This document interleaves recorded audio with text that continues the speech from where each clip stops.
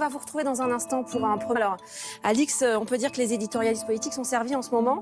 Oui. Feuilleton de Matignon continue. Les sciences, Marc. Pour faire des prothèses de course avec du carbone. Du carbone, ça sert aussi à construire des avions. Plein de choses à raconter là-dessus. Allez, l'actualité internationale est d'abord. Et voilà pour ce premier journal de la matinée. On vous retrouve sur la Première ministre. Le nouveau Front populaire crie. Est-ce que, à l'issue de cette crise politique assez inédite, Pas plus loin, et c'est vrai qu'ils vont continuer à avaler. des Jeux paralympiques, c'est bien sûr l'événement de la journée. Oui, et je vais vous parler d'un matériau ultra léger, ultra résistant. Eh bien, c'est le carbone qui sert entre autres donc à construire des avions. Et là, donc, on va construire des prothèses de course. Donc, vous voyez, c'est l'âme en forme de C, portée surtout par les athlètes de haut niveau, comme on peut le voir sur ces images. Eh bien, ce sont vraiment des petits bijoux high-tech. Et donc, pour les rendre accessibles, il y a une petite start-up française qui a eu l'idée ingénieuse, eh bien, de récupérer des chutes de carbone de chez Airbus.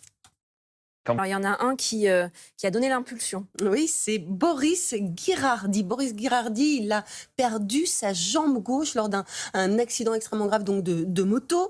Il a porté la flamme olympique chez les valides. C'est aussi un trailer vraiment de haut niveau puisque là, il s'est attaqué vraiment au Graal de l'Ultra Trail qui est donc celui du Mont Blanc. Hein. Et avec donc la start-up Hopper, tout l'enjeu en fait, c'était de créer une prothèse polyvalente et une lame aussi qui permette en fait de courir en montagne parce que ça n'existait pas. Ils sont donc allés chercher des pros de la chaussure de course pour adapter une semelle de trail sur la lame. Regardez.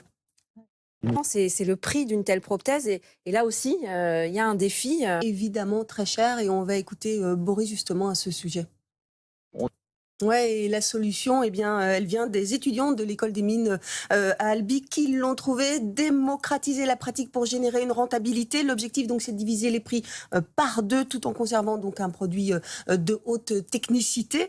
Boris, lui, eh bien, il veut sensibiliser les personnes donc en situation de handicap. Il veut les sensibiliser au sport et donc en parallèle, il a bien sûr une association dans le but de les accompagner, de les inspirer. Merci Marie pour ces initiatives. À Mazui qui s'intitule La prise